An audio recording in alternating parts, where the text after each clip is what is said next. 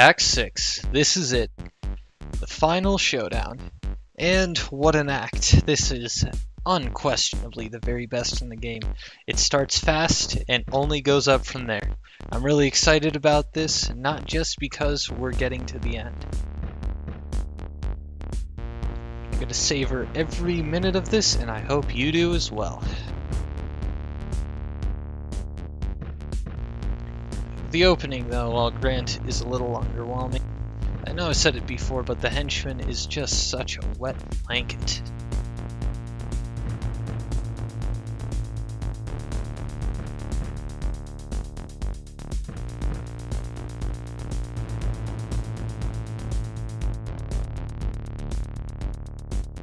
Still amazes me how the sun lets this kind of insubordination slide.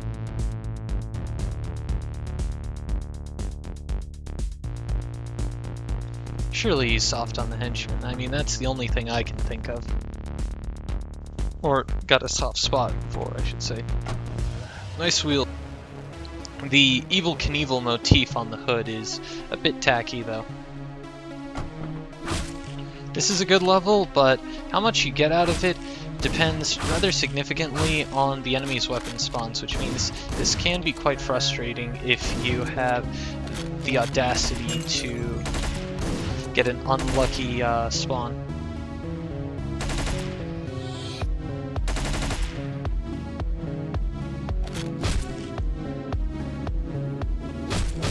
Fortunately, I did not, so this goes off nice and smooth without a hitch.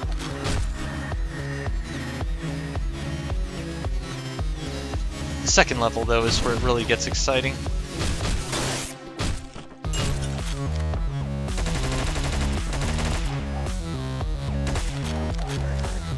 I fucked that up.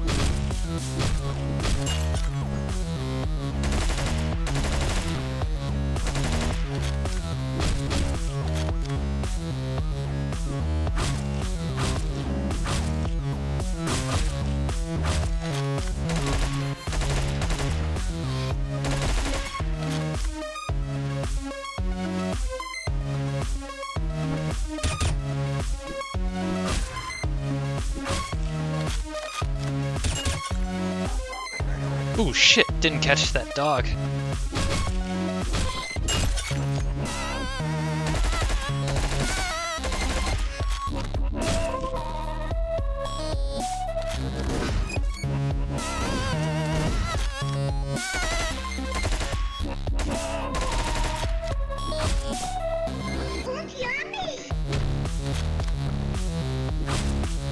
Don't want to take the chance of executing this guy, so just let him get back up.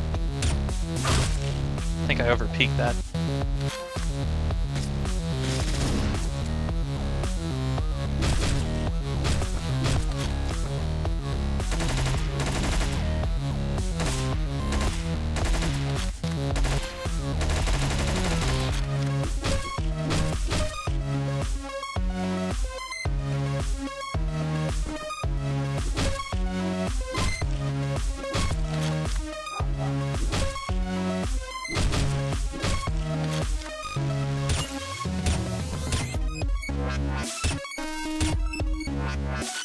Hate how damn inaccurate those things are.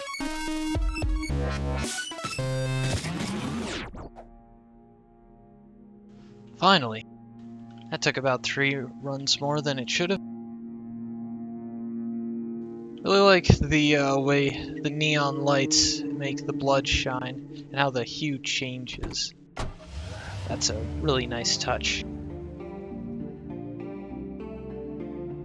Alright, 1 down, 4 to go. I am carving notches here.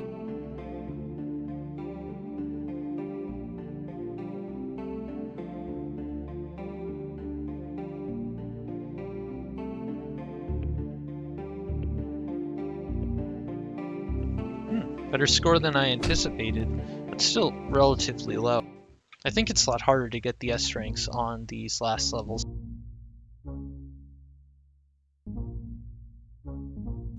Cut to more wacky hijinks between the henchman and the sun. Really wish that the sun would just hurry up and replace him, though, where the henchman would go off and get his head bashed in. Because this is about as jarring a shift as you can get, from the excitement of the level to like The Sopranos, but boring. Maybe The Sopranos if Mr. Rogers signed on.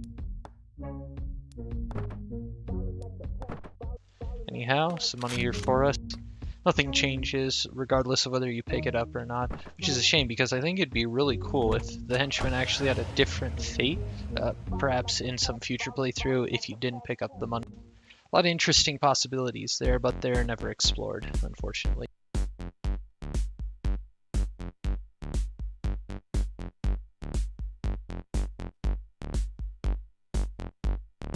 Salute, and we are off. But first, a little light reading.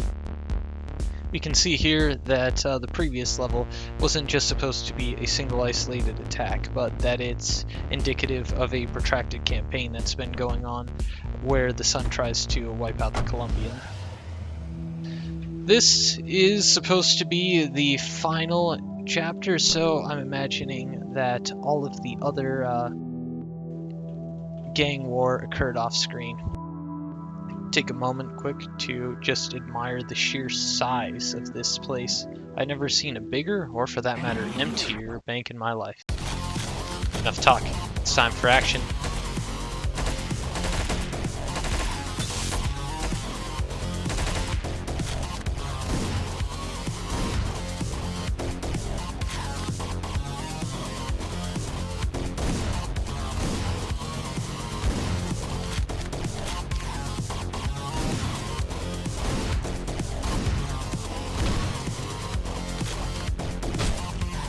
I really like the sun's execution with the nightstick. Just how different it is.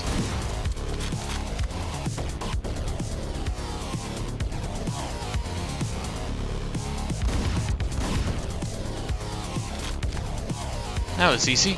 Now we can move on to some more exciting floors.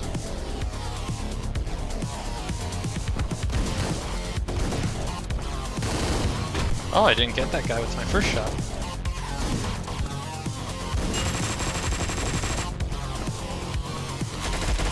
Oops, forgot to pick up that gun. Lucked out. Nice, not sure if you saw that, but my AI buddy there actually got a kill.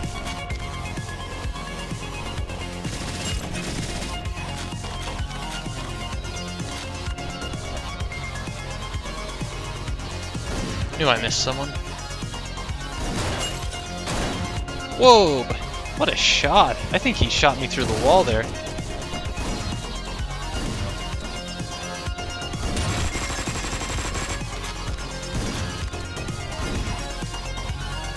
Ooh, that's a lot of bad guys.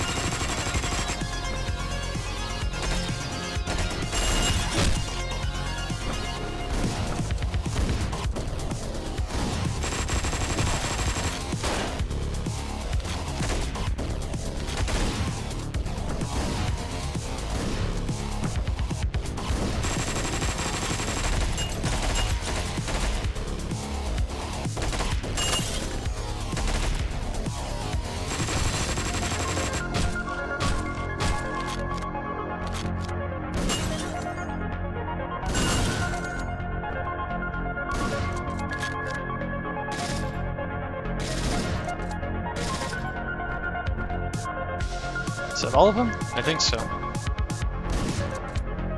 Oh, one last guy. Now we're finally through.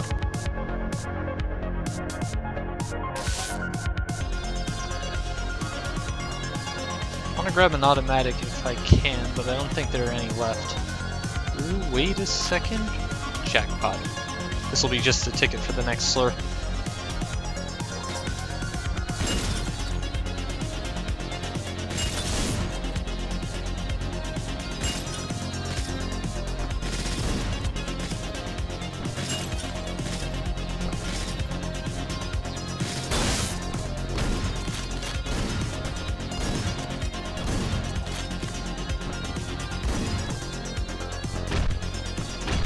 Song's about to end, I gotta kick it up.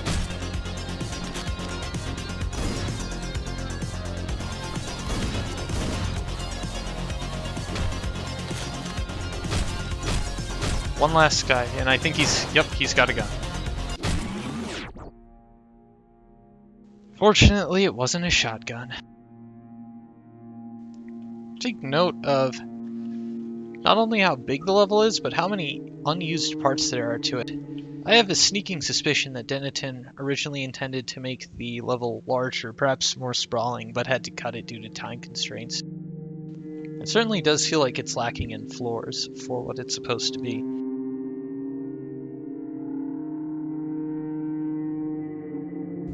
We can see the father show up in what I think is the best look we'll ever get into the motivations of the son, why he does what he does.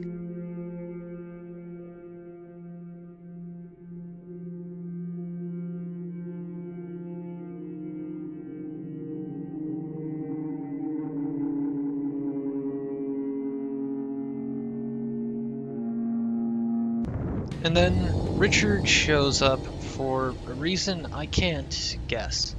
For all the other characters, it seems like he tries to offer a warning, dissuade them from their destructive course of action.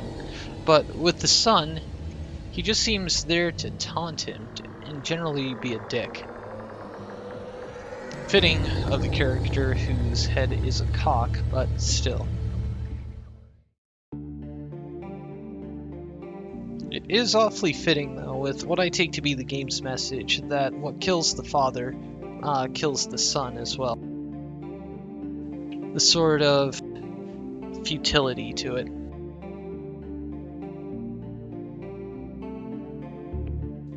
Wow, I know I did bad, but I didn't know I did that bad. Damn.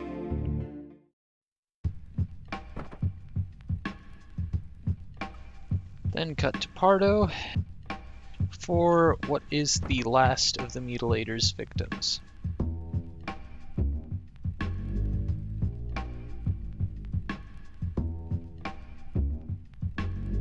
And just look at the number he did on that guy. I think it's pretty clear that as Pardo's frustration increases at not catching the media's eye, that he's taking it out on his victims. Seems like a pretty natural extension for someone to whom violence is so, well, natural. He's also getting a lot sloppier. You might have noticed he mentioned fingerprints and shell casing. That's pretty much dead to rights right there.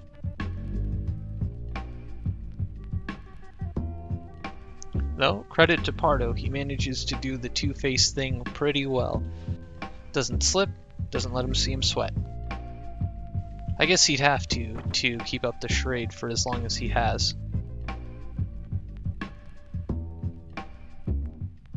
Now that we've done our Magnum PI thing, we can head back home for what is most surely not just some boring stage business.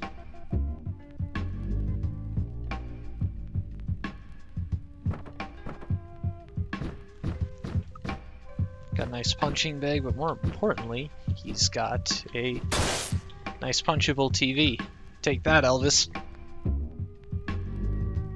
Some more light reading. This doesn't have any direct connection to what's going on with Pardo or the son. So I get the feeling that Denethor needed to slip some more info to actually explain what happens at the end, but they just couldn't think of a good place to fit it.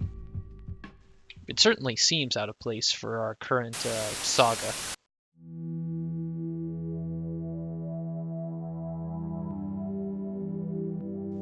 You can see Pardo's torn this place apart, looking for whatever it is he's looking for. Though he did forget to check one place. Nope, not in there. Let's see, all of our neighbors have got packages. You might notice that those packages are identical in appearance to the one that Jacket gets, which means that it looks like 50 Blessings is recruiting some new mask maniac. Quite a membership drive, it would seem.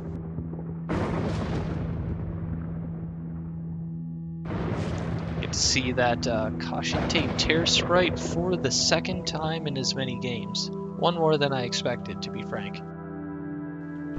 go in the back door because it'll let us drag the next bit out just a little. And we can see an exchange between Pardo and this disturbing doll-like creature, who is either the manifestation of Pardo's guilt itself, or just some sort of horrible Frankenstein amalgamation of his victims come to taunt him. Either way, I'm pretty sure Pardo is feeling something, but what, I don't know. If you're good enough, I think that you can actually juke him and then lead him back up as well. Maybe keep him going forever, but it's awful tricky. What really gets me the most about him, though, is his running sprite. It's almost as terrifying as this guy with no mouth. I also wonder if that was intentional or not.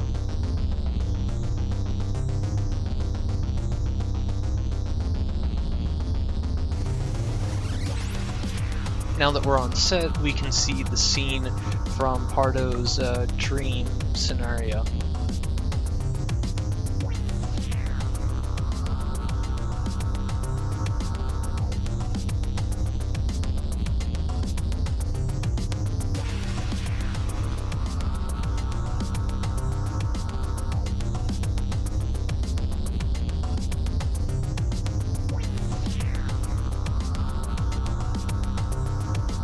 This next level is interesting. It's great like all of the others, but what's notable about it is that it really seems to me that you either beat this level on the first try or the 50th. So I'm really hoping that that death was just a fluke.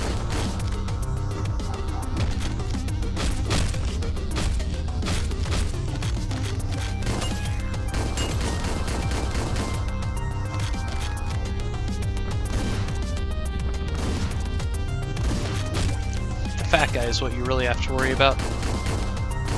Now that he's out, the rest of this should be easy, and I really hope I'm not tempting fate saying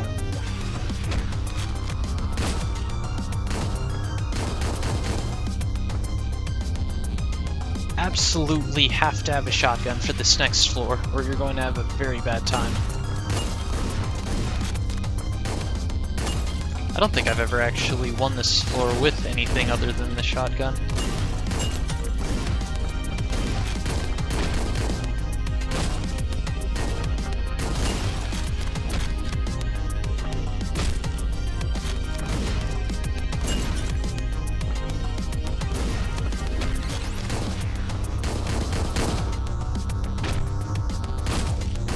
Surprised that shotgun guy didn't hear.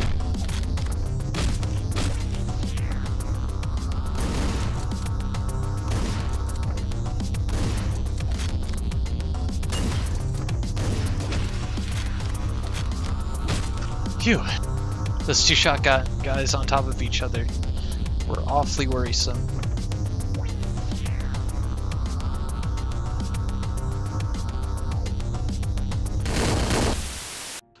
Slight difference from the last time he presented his badge.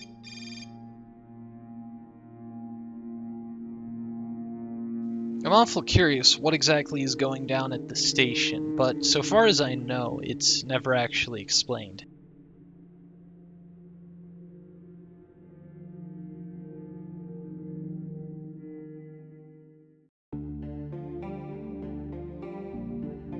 I think it'd be cool if Pardo could start his levels with that revolver.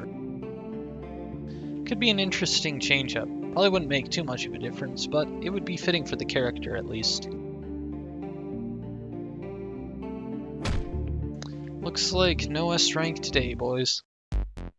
That's alright though. Kept the time nice and short, so I'm happy about it.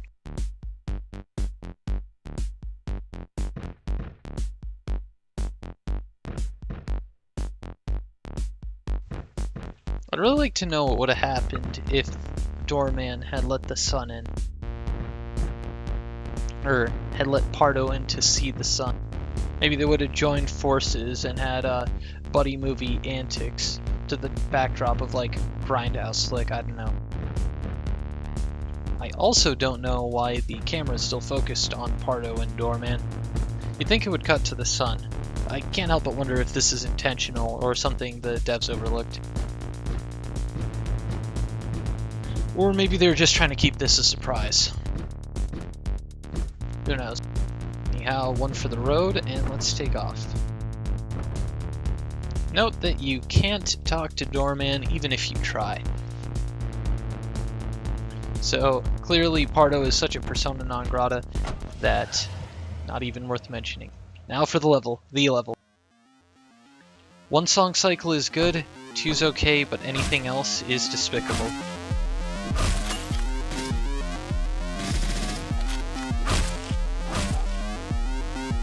Ooh, snap. Didn't see that shotgun guy wander in. He almost got me.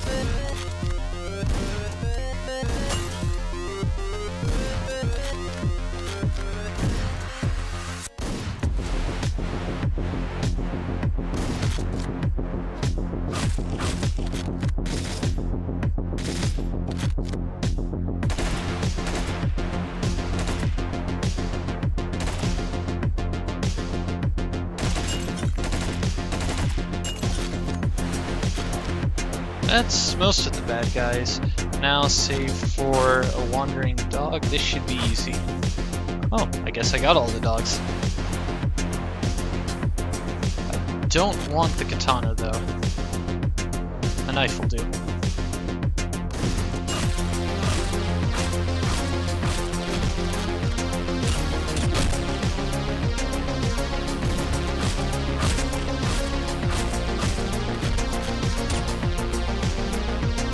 Express pistol is about the last thing I want, so it's really unfortunate that's what he had.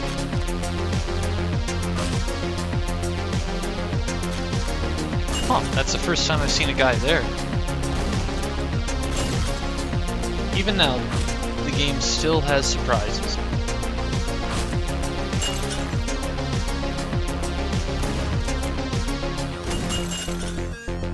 You can potentially run up that hallway without first pre-sniping the guys, but it's awful risky, and for all the prep time it requires, I don't think it's worth taking the chance. One of the few times where I'd say discretion is the better part of valor.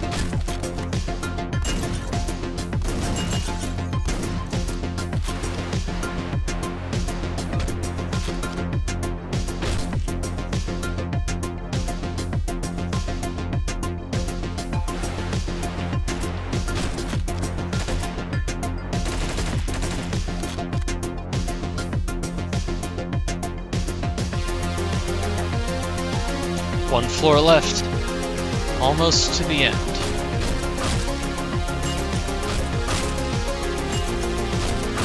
Wow, I can't hit that guy. I don't know what's up.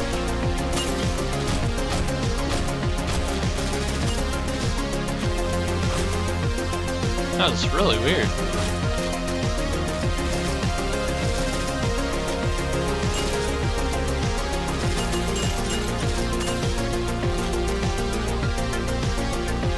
Really hate the katana guy there. He makes it so that you've gotta go back and get a melee weapon.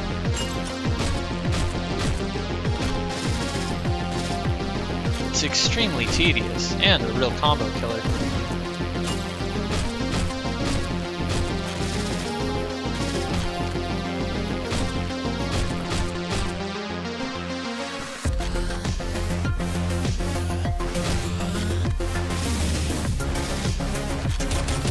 Whoa. Hello.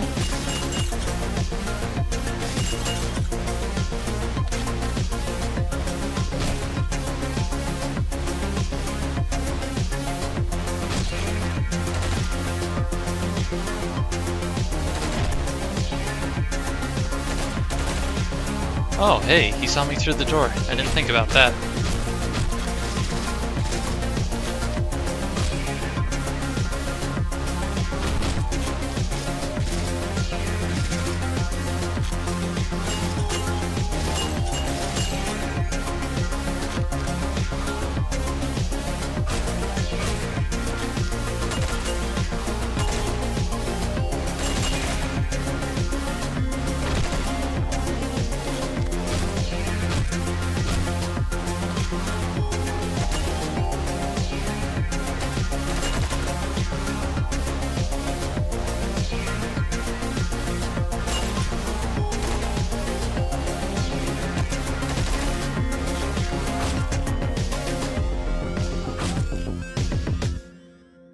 Well, I got through the bad guys in one song cycle. Good enough. Do my best sideways walk in.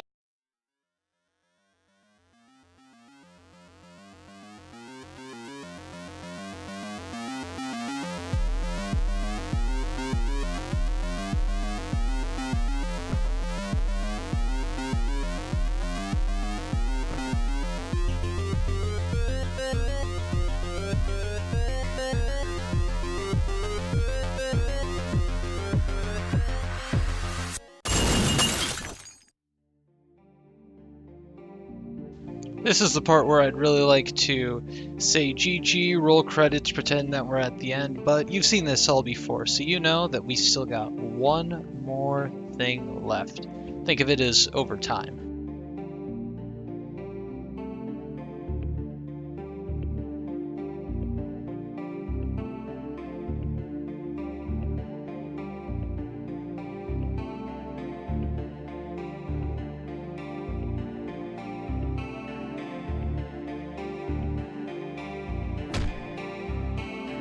Now that I'm truly happy about. That is how you end an LP. Only it's not over yet, as I just said.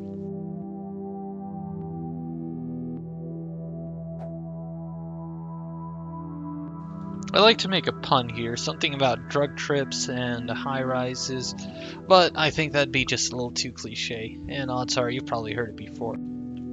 Several times.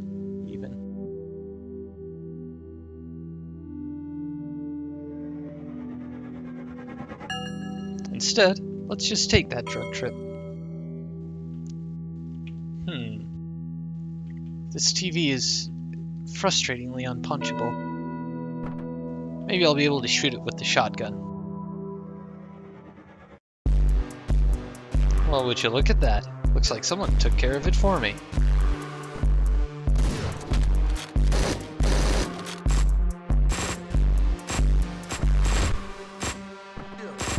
I really wish this was a bit more enemy heavy. Disappointing how few guys there actually are there. Also, note how all those guns had full ammo like you get on normal difficulty. I wonder if that was intentional. Alright, enough of that. Let's get Mark.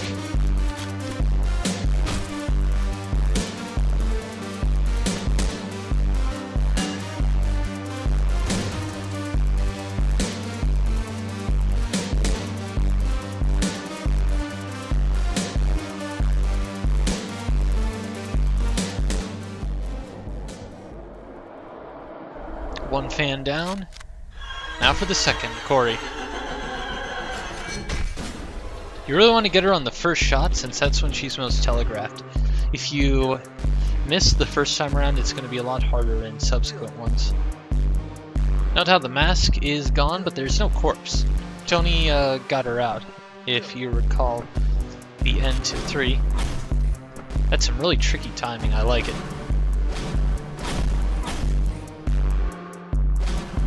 Now with all these animal masks, it's pretty clear that we're in the jungle, or at least we're on our way to the jungle. Can't harm this guy no matter what you do. Now, it never occurred to me before, but I'm pretty sure you're supposed to be able to spam into the darkness. But I always just memorized the timing so that I could hit it in one shell. I wasn't smart enough to think of spamming. With the way that these sprites are, how all of the mobsters seem to die and then are reincarnated so they can be disemboweled again, I get the hunch that the sun is actually on the same floor as Alex and Ash while they do their thing. Makes me wonder how exactly he managed to avoid detection. Anyhow, it's time for our boss fight.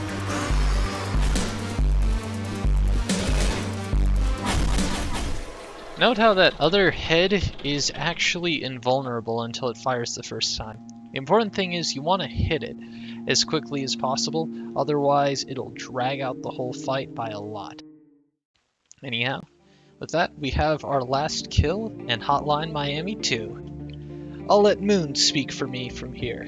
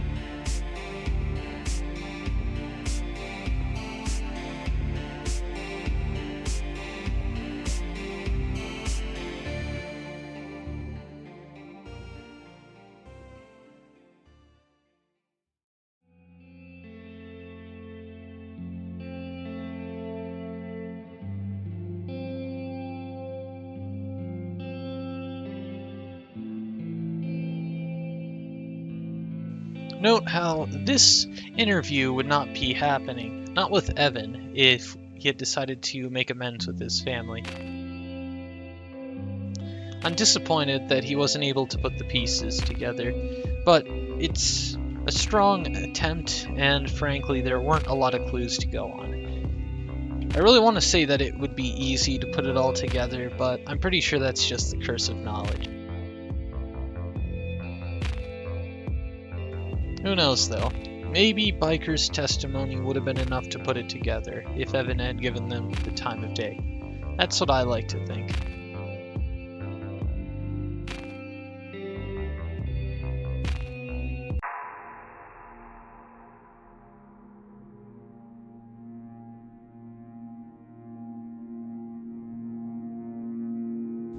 We can see now that some men working under the 50 Blessings banner, or at least sympathizers, fellow travelers you might call them,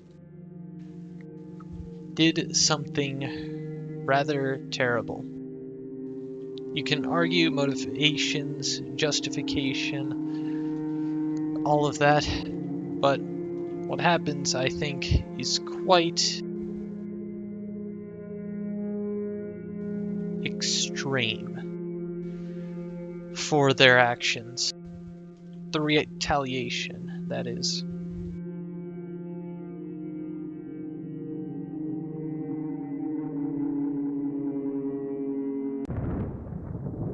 We can see that Richter is special.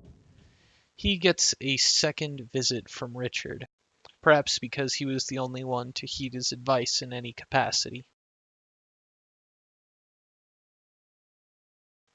And then you can hear the bottom audibly fall out as he shows up with those ridiculous shades.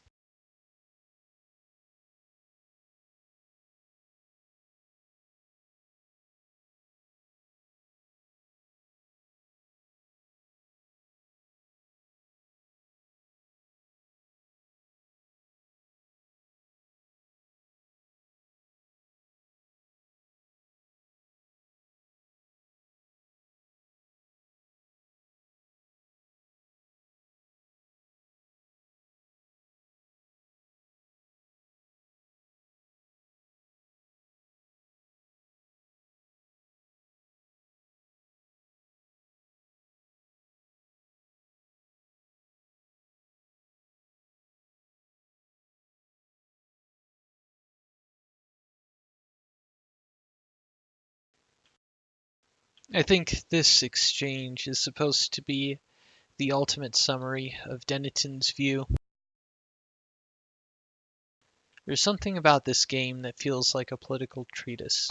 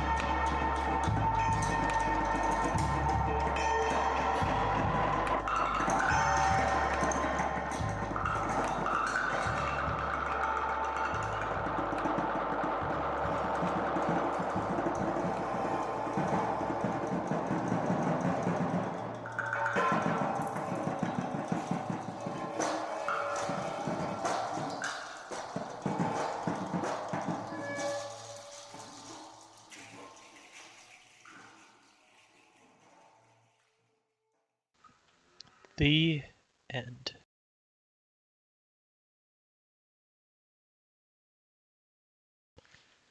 Well, I wouldn't call that the most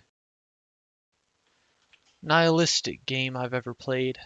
I would certainly say it's the most beautifully nihilistic game I've ever played.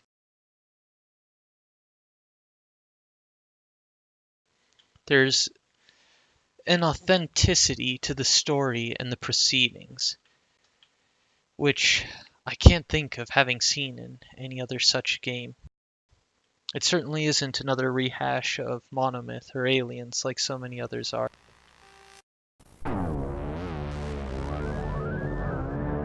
Well, would you look at that? But no. Just a little Easter egg at the end.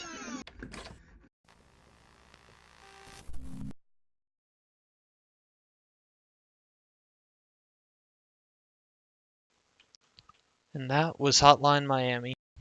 Stay tuned though, I've got one more episode with a bit of an Easter egg if you feel so inclined. There's a bonus level that you can see. Nothing too major, but something worth catching. Though, more importantly, there is something that I almost forgot. And that is the featured track of the episode. For the last track, I thought I need something that can fit the tone of the game. So I thought I'd take something by Castanets, whose You Are the Blood we just heard not a moment ago. Enjoy.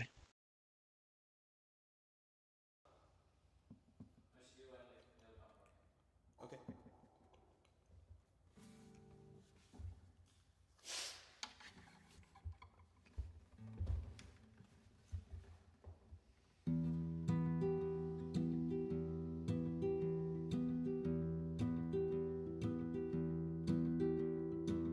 So rain will come,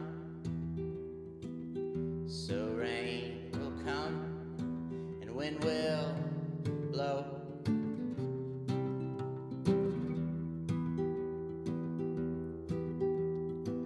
So night will call, another will call, and I will go.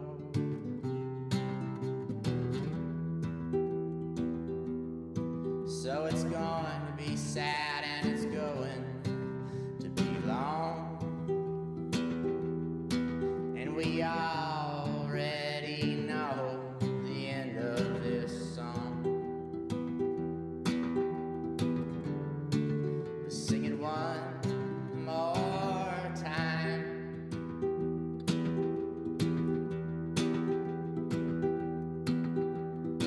So there's work to do, and I will work still without cease.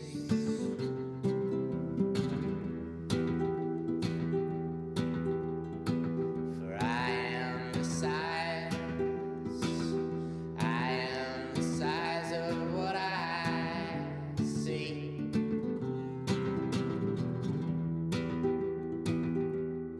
And not the size of this body you have held and laid your will upon. And not the sound of this mouth, but a sound that's hidden and strong.